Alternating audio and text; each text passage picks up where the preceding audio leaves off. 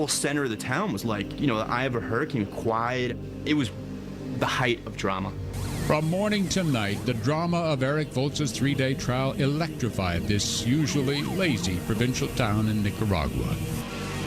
Writer Tony D'Souza recorded it all as it reached its climax, and the mood on the street turned thick with menace. All around the courthouse, 2-block radius, there were riot police in armor with tear gas guns and shields, clubs. Then Eric arrived in a flak jacket, surrounded by his own security force. Better weapons than the Nicaraguan military had. Oh yeah, it all reinforced the idea that here was a rich, powerful gringo trying to buy his way out of justice. And that made the angry mob see red. Whenever the crowd would see that, that of course they would be flared up. Doris's mother would be out there shaking her fist. Whenever there was a break in the trial, she would run down the steps, go past the riot police line, get right in front of the crowd, and raise her fist, and they would yell at the police, "You're whores of the gringo. Let us through. The process is corrupt." And, she whipped everyone up. Whipped them up so much, police fired warning shots into the air, clearly audible inside the tiny courtroom, just as the lawyers were trying to make their closing arguments, and the judge was considering Eric's guilt or innocence.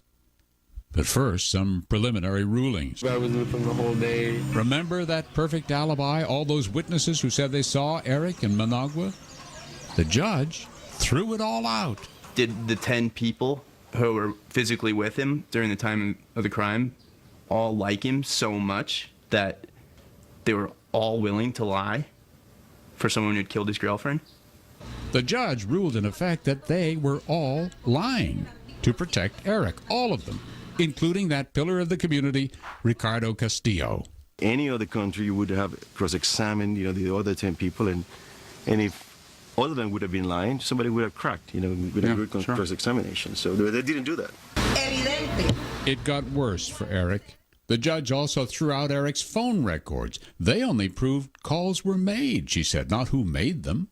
She applied the same logic to the instant messages and those cell phone tower records. Those scratches on Eric's shoulder and back couldn't have been made by a casket, she decided. Doris must have scratched him. And Nelson Dangla, the witness who placed Eric at the crime scene, the judge agreed he was an alcoholic, but she did not take him for a liar. Nelson Dangla, who at one time was also accused, later became principal witness for the prosecution. He's the only person who can put Eric Volz in San Juan at the time of the murder.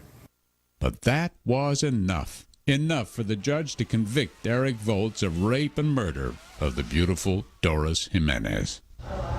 The judge started reading her verdict, and I realized that she was charging me with murder. She had found me guilty. At that very moment, Eric's mom and stepdad were waiting by the phone. A video camera shooting Jackie? what they hoped would be a moment of elation. I'm sorry, I just got a text from Simon. It's a guilty verdict. Jackie! We were just devastated. It was just the total antithesis of what we had been preparing ourselves for weeks and weeks. It's a guilty verdict. I didn't know whether to pass out or throw up or kick something, just overcome the absurdity of this. Where they're getting ready to take Eric back to jail. How could he have been found guilty? It's absolutely opposed to the evidence. Since the trial, Tony D'Souza has done his best to run down every testimony, every piece of evidence, any rumor. He has come to one conclusion.